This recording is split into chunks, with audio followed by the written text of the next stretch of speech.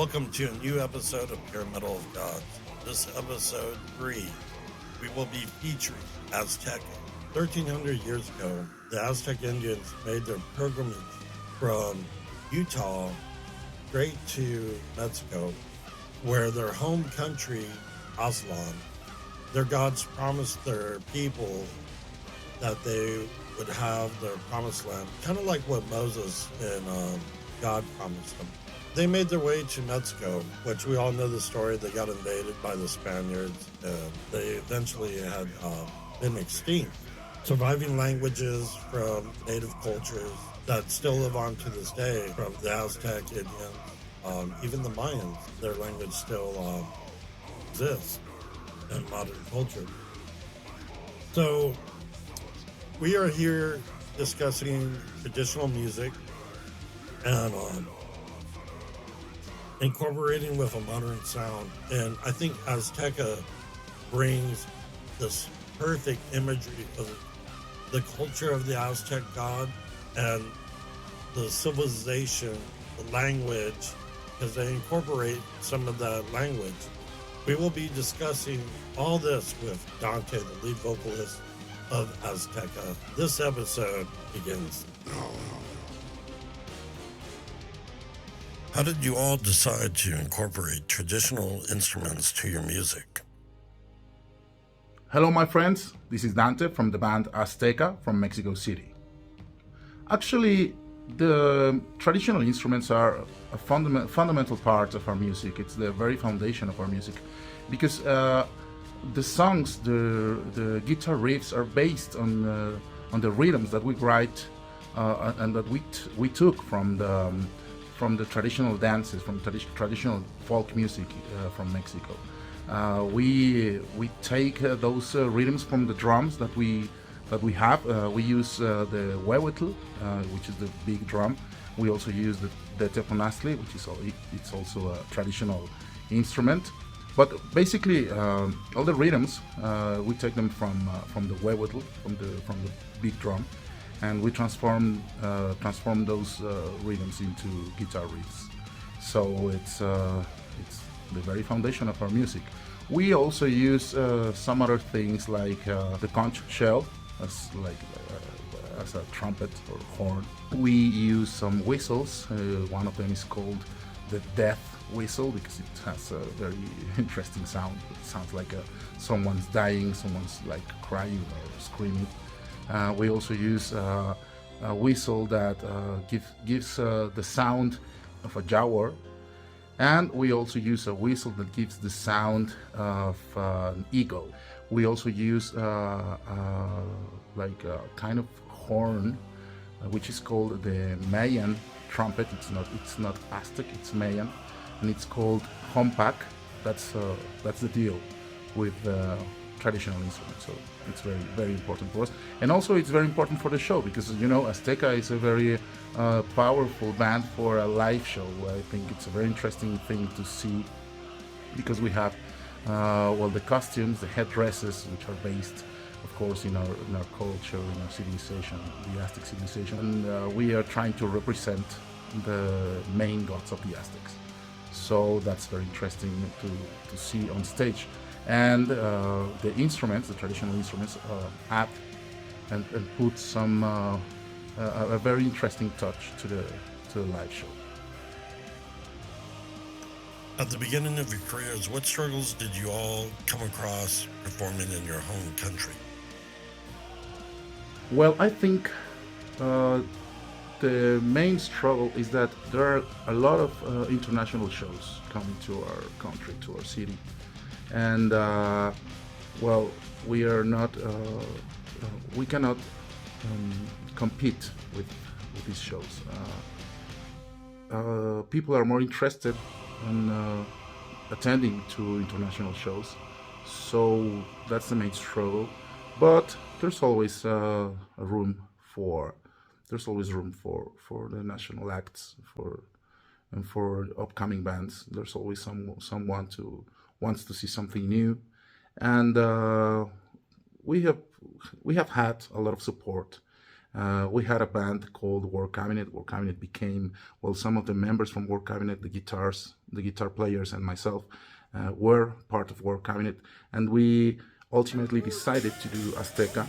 And well, when we were in War Cabinet, we had great shows, we did great things, and people were supporting us because we were a good band, I think.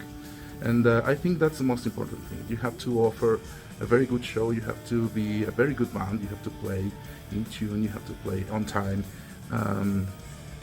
and you have to give everything you have.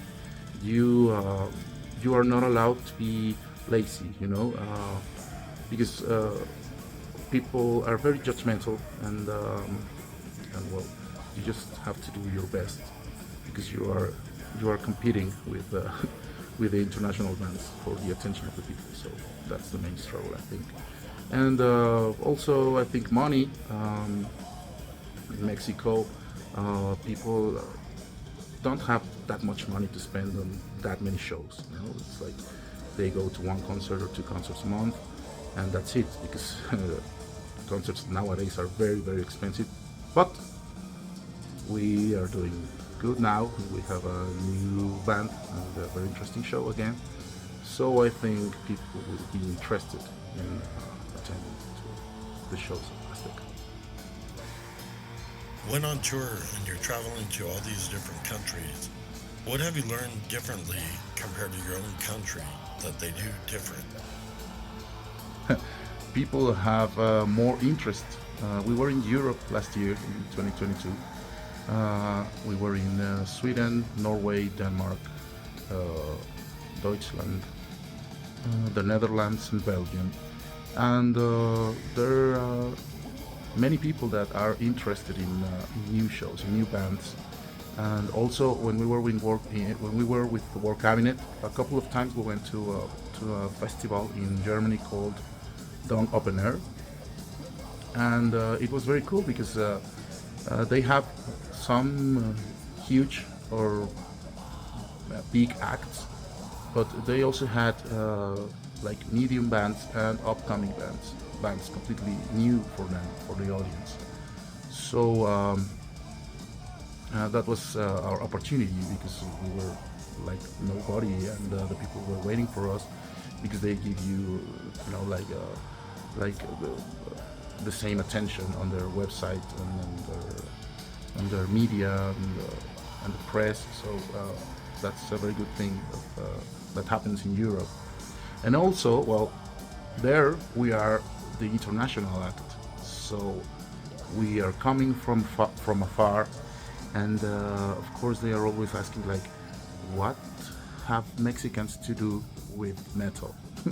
Because we don't have any huge band, you know, like in Brazil they have Angra, and they have Sepultura and Soulfly, and they are huge.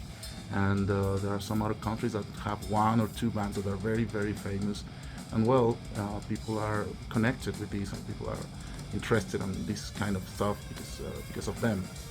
But Mexico doesn't have a band that is that big, that huge.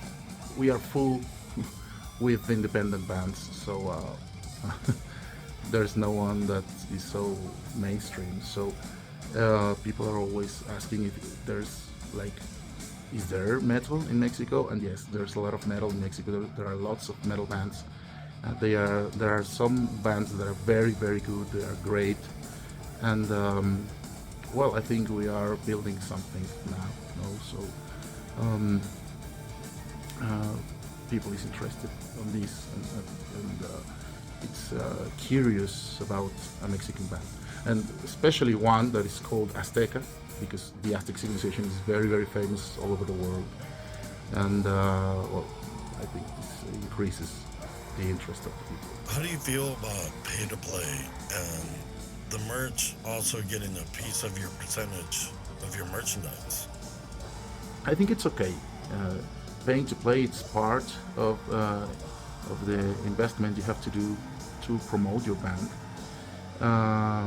There are lots of bands, there's a lot of music, there's a huge industry, everybody's doing music, and everybody's able to post music and to release music through Spotify and Apple Music and whatever, any stream you want. So You have to pay to show your band on the social networks. You have to pay on Facebook. You have to pay on Instagram. Now you can also pay on TikTok. And well, getting viral, it's a very rare thing to happen. A very odd thing that will happen to you. Maybe one or two videos of your band could get viral, like organically. But if you really want to show your band to the world, well, you have to invest. And when you have a project that is a very cool thing to see on stage, live on stage, well, you have to do it. Now, about the merchandise, well, I think it's not good that a venue takes some percentage of your merch, because they have nothing to do with your merch. The venue must earn their money. It's money from tickets, the ticket sales, and the drinks and the food, and that's it. They have nothing to do with your merch.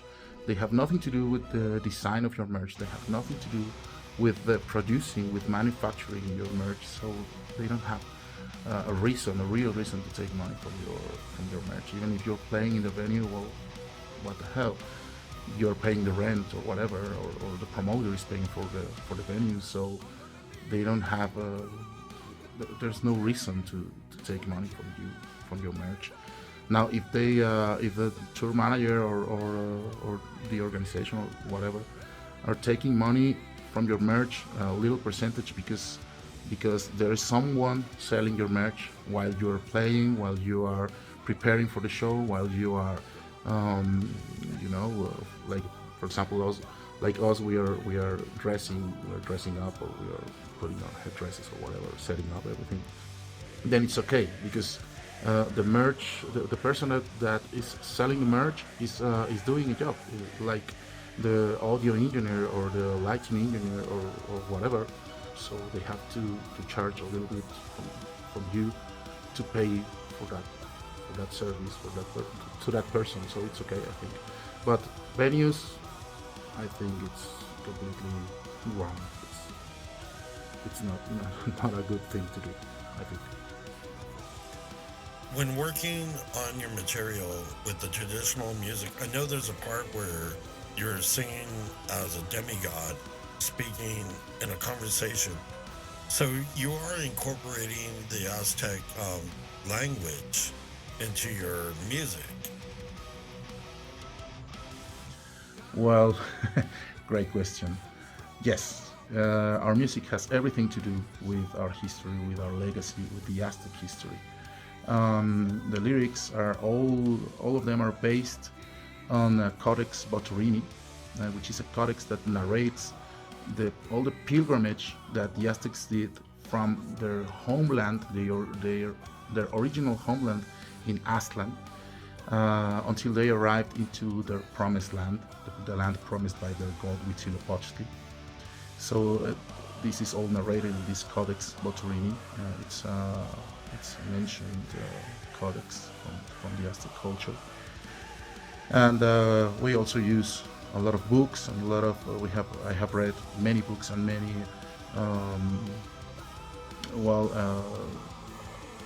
research papers from archaeologists and historians and everything, and also books with legends and myths and this fantasy and mythology from the Aztecs. So everything is based on that.